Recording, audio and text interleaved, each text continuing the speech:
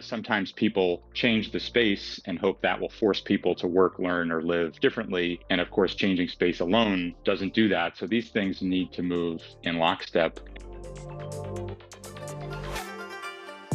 Hello and welcome to the Future podcast series by UIN. I'm Madeline Arkins, Project Officer and your host for today. In this episode, we explore how campus spaces can drive collaboration and entrepreneurship. For that, we have invited design strategist Elliot Felix from Buro Happold to share how universities can create spaces that truly support student success, innovation, and meaningful connection. Today, we are talking designing innovation, how spaces shape collaboration and entrepreneurship. And I'm really interested to hear about this design focus. We've had some speakers before with the design background, and I must say, I always find it a really interesting way to frame challenges in higher education. And from today's guest, Elliot Felix, Buro Happold has written, "A partnership is fundamentally an org design problem that needs clarity of purpose, process, roles, and structure, or more aptly, opportunities." Love that word. And that lens is exactly what we'll explore today, how we can design campuses and spaces, not just to house activity, but also to enable it in a more meaningful way. And to guide us through this discussion, I'm joined by someone who's done exactly this for many an institution, Elliot Felix. Elliot is a student success author, speaker, and consultant who's worked with over 100 colleges and universities. He uses his background in design to create better connected institutions by improving the spaces students learn and live in, the support services they rely on, and the technology they use. He founded the higher education strategy consulting firm Brightspot, which is now part of Buro Happold, where he is now partner and leads the higher education advisory practice. Over the past 20 years, Elliot has worked with institutions like Carnegie Mellon, MIT, and NYU, helping to improve the experience of more than 1 million students. So, Elliot, thanks very much for joining us at the crack of dawn, where you are in California. We very much appreciate it.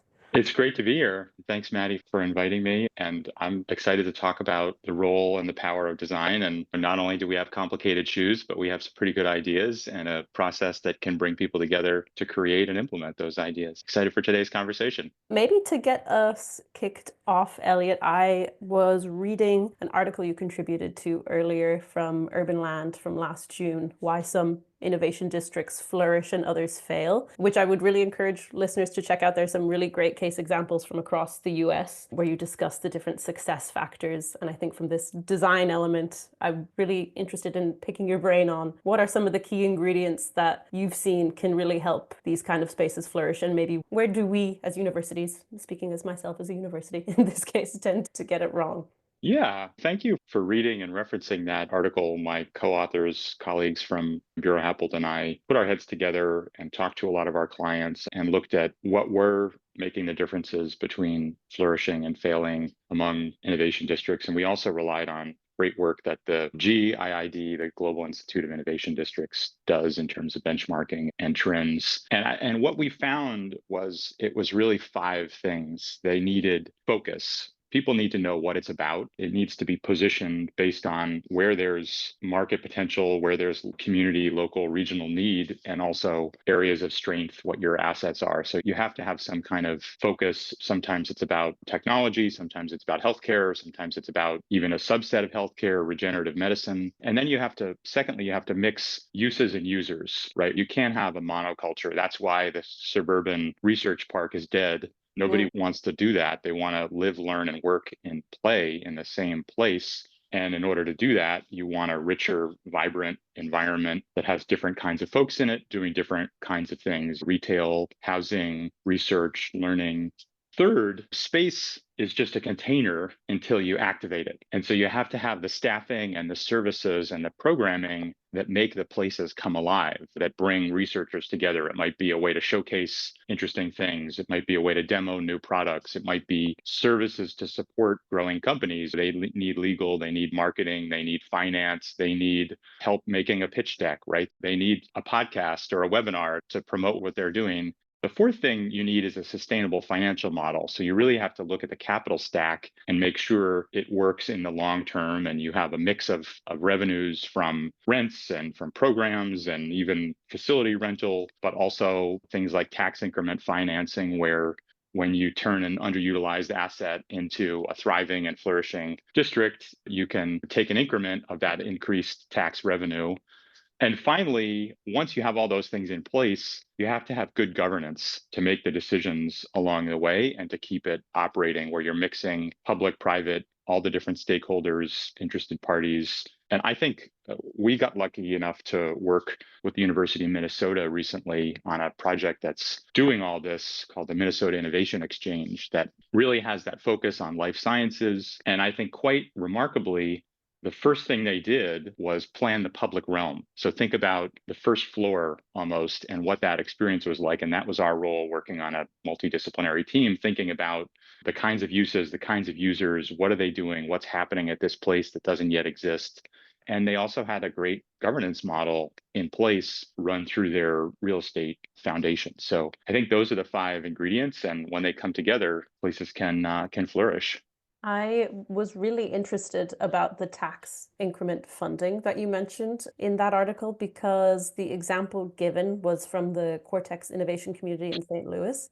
And I don't, to my knowledge, now if anyone in the audience would like to refute this, but I don't think that there is an equivalent per se of this model in Europe, but it seems quite widely or at least certainly more used in the US. And I really admired the equity requirements built into that funding. So it seems that 25% of work hours had to be done by minority workers for the development of this innovation community, 5% by women, and 15% by apprentices in recognized training programs. And I think it's quite rare to see that kind of requirement built into a funding model. So I really appreciate it. Yeah, I think it's a great mechanism, and with the funding can come requirements that help you reach your goals, whatever they may be. Absolutely. You've done a lot of really great studies in your work at Brightspot as well as Buro Happold, and for example, the annual National Student Experience Study, I believe that Brightspot did, and you've previously written about the gap between how fast people and society can change versus the kind of slowness in how facilities and infrastructure tends to adapt to that change. From your experience in working with all these different universities, what are some student and societal shifts that are most pressing today, and how are you seeing universities respond to that through the design of new infrastructure? Yeah, I think there is a lot changing. And when things change at different rates, that's when you create tension. Or if you're Marx, that's when you create revolution. And I think people often change faster than the spaces they inhabit. They adopt hybrid work, online learning, new ways of collaborating, and then the space has to catch up to them. The converse of that is sometimes people change the space and hope that will force people to work, learn, or live differently. And of course, changing space alone doesn't do that. So these things need to move in lockstep. And there is a lot changing in the higher education sector. I think a lot of it comes down to the financial model. And if you think about it, a college or university has 4 ways to make money. They can charge tuition, they can get funded research, they can get endowment and grants through philanthropy, and they can make auxiliary income charging for things like housing, dining, and parking. All of those are changing, right? There's fewer students, and that decreases tuition. Now in the States, there's a lot of upheaval and a lot of change going on about how research will be funded and what amounts, how much will overhead or indirect costs to support that research be reimbursed. Philanthropy is going up, which is great news. And auxiliary income is certainly in flux. A lot of universities have older housing stock and there's fewer students, so they're not fully occupied, and fewer students are living on campus, more are commuting, more are doing hybrid or fully online. So I think a lot of it comes down to funding. And a lot of campuses, the budgeting is a de facto strategic planning because oftentimes the strategic planning isn't exactly a strategy. They're not really making hard choices about where to play and how to win, to use the Roger Martin framing. They're making a big tent that everything fits under, and they're saying, anodyne things, about innovation and excellence. And so it really comes down to making choices about how you're going to respond to the change. And I think that leaves us in an interesting position. We've got some research coming out about the productivity of lab space from a revenue point of view, because I think that's going to be really a focus as people try and respond. It turns out that if you look at our sample of 111 top research institutions, it's about $400 per square foot per year is what the space generates. So you can think about, are we above or below that? I think it's actually the median, not the average. And what can we do to increase the productivity of our space? Maybe it's greater density, maybe it's better support services, maybe you're rethinking the infrastructure. So I think there's a lot of things that people can do to keep pace with those changes. Yeah. And as you said, higher education does have a penchant for paper commitments over making some real decisions that move the needle in the direction of keeping up with that change. But Yeah. I'll keep an eye out for that research. Yeah. Yeah, and I know one thing that's certainly changing is the hybrid work and learning. And one of my favorite examples of doing this, even before the pandemic, we did a project at the University of Michigan, Weiser Hall, and it was what you might think of as a center of centers. Universities have lots of institutes and centers. They tend to all have their own events person, finance person, admin person, and that wasn't sustainable. And so the idea was, let's bring all these different folks together so they can share services, share ideas, share spaces. And by programming it in a really flexible way and using a modular layout and getting really great quality of design, those institutes and centers were able to work together, have a more sustainable financial model, have more flexible space. And my favorite thing when we did the post-occupancy analysis, we saved occupants an average of 4.26 hours per week in productivity. And so who doesn't want 10% of their week back, or who doesn't want to staff up by 10% for free just through better design and better programming and better governance? So I think folks can do this. Yeah. I'm hopeful. Okay. I'm intrigued to hear more. Do you want to be a part of a global community where universities, businesses, and public organizations come together to solve the world's biggest challenges? At UIIN, we equip our members with the skills, tools, and strategies they need to create impactful partnerships that drive real-world change. Whether it's upskilling your team, strengthening your institution's partnership efforts, or becoming more entrepreneurial, UIIN empowers you with the knowledge and support you need. Join us today. Visit uiin.org to find the best plan for your organization.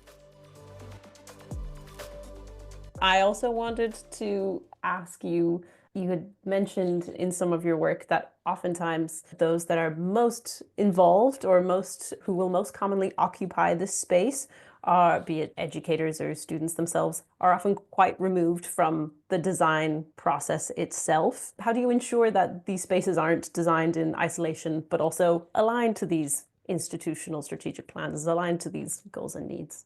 It's a great question. And I think this is where the toolkit and the mindset and the skill set of design thinking, or if you want to call it human-centered design, is so valuable, because you can design an inclusive process where you really think about the decisions you're making, you design your governance process, and then you go broad and deep. You find the key moments when you need to go broad and get a lot of input from a survey, from town hall meetings, and then you go deep with a group of people, a cross-functional team, as small as you can stand it while still being representative, that you meet with on an ongoing basis. So the concepts and the conversation and the consensus builds over time. And I think design is a great way to facilitate those kinds of conversations, to make things tangible. Often you have to prioritize to make a project work, and everyone's so obsessed with thinking outside the box. One of the things we do in our workshops is get people to think inside the box. You visualize some kind of constraint and you say, like, this is the budget we have, or this is the space we have, this is the number of people, this is the staff.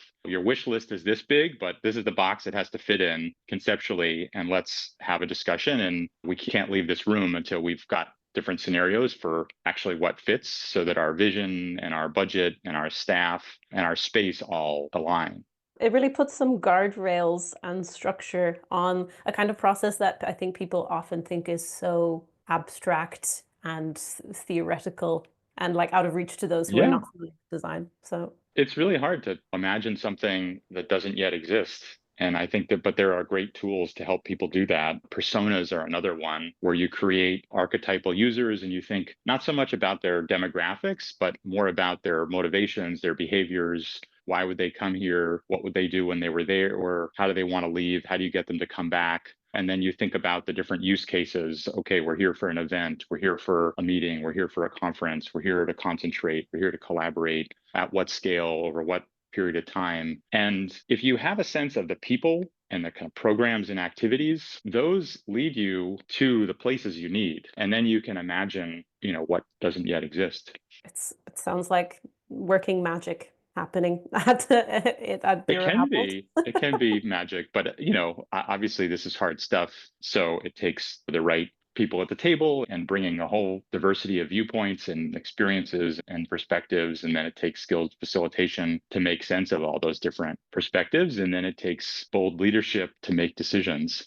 Absolutely. I would love to ask you about a specific case example, a design example from your work, the Tepper Quadrangle project from Carnegie Mellon University in Pittsburgh, Pennsylvania. Could you tell us a bit about this project? What were the core ideas, and maybe how you and your team translated this into a tangible thing, a tangible building?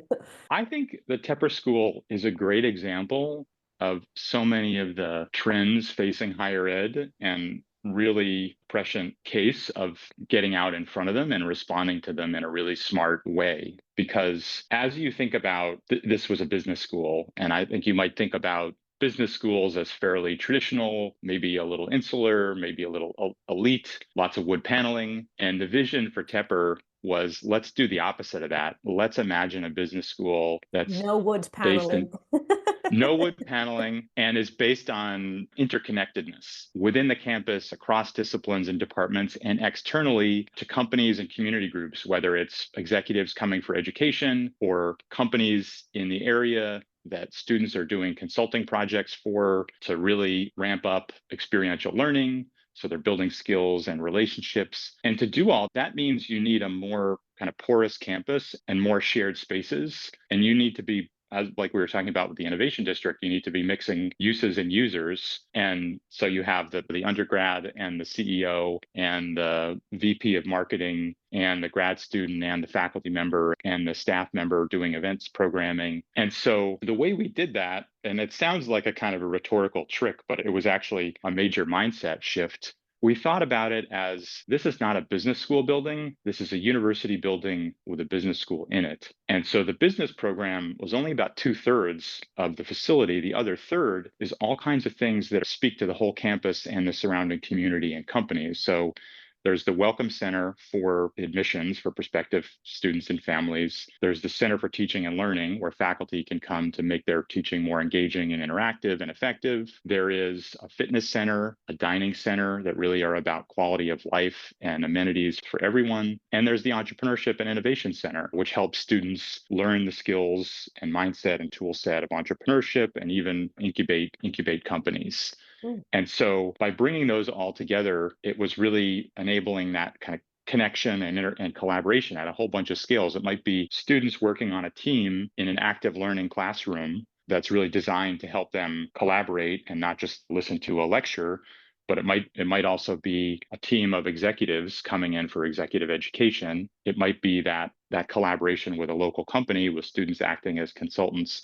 So it's interconnection and collaboration at lots of scales, enabled by a more kind of permeable building and lots of shared spaces. I wonder, like, how do you balance all those different user needs in one? I'm assuming this relates back to the original design process of human-centered design and making sure that all of those reflections and insights are heard. But Yeah, the architects, MRY architects, I think did a great job of taking this vision and the program that we developed and creating that balance so that there is a mix of kind of shared and dedicated spaces, right? There are offices for departments, but there's common spaces. And then I think quite smartly, the design is really about bringing those things together. So there are common spaces that classrooms and study spaces surround so that you have a sense of community and activities can flow from one to the other, or around and within the central atrium, which is quite active. It's not dead and empty and echoey. It's actually full of life and activity and broken down at different scales. That's where the food is. That's where the bathrooms are. That's where the elevators are. So it brings everyone out of their shell and brings them together. So there is that sort of balance of sort of public spaces, invited spaces, private spaces, big, small, and shared and dedicated and specialized and generic. And I think it's like anything you want, it's like your investment portfolio or any portfolio, you're right, you want diversity. You get strength through diversity by having a mix of things so people have choices. Yeah. I would also like to ask you about another case example, just because I think it's so fascinating to hear from these practical examples where this has actually been achieved. And this kind of goal is a goal from the outset of the design process. I wanted to ask you about the University of Rochester iZone example. I'm a previous English literature student, so anything to do with libraries is always very fascinating to me. But could you tell us a little bit about that example itself, and maybe what was the original challenge that the university was trying to solve by getting Buro Happold involved, and how did your team address that? Yeah, absolutely. So my first book was called How to Get the Most Out of College, and it Mm. has over 100 tips for students to do to really make the most of their time in college and get the best sort of return on investment of their time and money. And they always ask me, people always ask, of the 127 things, what's the most important one? And I always say without hesitation, it's experiential learning. It's doing real world projects in your classes or doing internships or co-ops, apprenticeships, where you can build skills and build relationships. And this was the problem that Rochester was trying to solve. They realized, and we helped where we worked with them to understand that lots of students wanted to do projects that would have social impact, cultural impact, economic impact. But those projects didn't find their natural home in, say, the entrepreneurship center. Because if you want to start a podcast or do a performance or do a volunteer project, you don't need to start a company to do that. You need a team, you need a mentor, you need to build some skills. Maybe you need a little bit of seed funding. Maybe you need some inspiration. And so that's what the iZone provides. It brings together spaces and services and staffing to help students work on, conceive of, and work on and implement and then showcase all these projects that have impact. And I think experiential learning is so important, and it's one of my favorite examples of doing it. And I think doing it in the library, a lot of people wonder, like, why would you do this in the library? But I think it makes so much sense to me because the library is common ground. It's usually centrally located. That way it's not located in, say, the engineering school, and then maybe the business school students don't feel welcome, or the English literature majors don't feel welcome. So I think leveraging the library as a place for students to work on projects and not just study holds great promise. We know from research and also project work that UIN have done that there is so much appetite for these kind of social impact, either challenge-based learning or internships, or ways that students and researchers in social sciences and humanities can valorize or exploit their work further. And it seems like such an obvious thing to utilize these libraries to do that, so that these aren't just isolated endeavors to do that. So very cool. Yeah. Yeah. Conscious of time, but I also wanted to ask about future proofing these spaces. We talked about how fast the society changes. How can universities plan agile, flexible infrastructure that stays adaptable to changes both in technology, pedagogy, and as well as the diversity of students that are now coming into higher education? Yeah, what's your thoughts on this? Yeah, I think people can do three things. I think they can get a better crystal ball, they can create more flexible spaces, and they can think creatively about their funding. And I think on the crystal ball front, that's really where design thinking can help, because you're imagining how this thing could be used and how that use could change over time. I think the flexibility comes with sometimes in simple ways. If you're doing active learning classrooms, the tables and chairs should be on wheels, right? So you can configure the same room in a U, in clusters, in rows, two sides to have a debate, and also through that diversity of spaces that we were talking about. And then I think the way that you finance projects can really help, because what happens oftentimes is people put all their investment in the upfront capital, and then they don't have the ongoing funds to operate it or to make changes. And I think every time I hear of people doing something differently, they're just wildly successful. Like Carnegie Mellon, the Tepper School, they didn't fit out all the space. They actually just shelled some of the space. So it had an envelope and it had systems, but no walls or partitions or anything.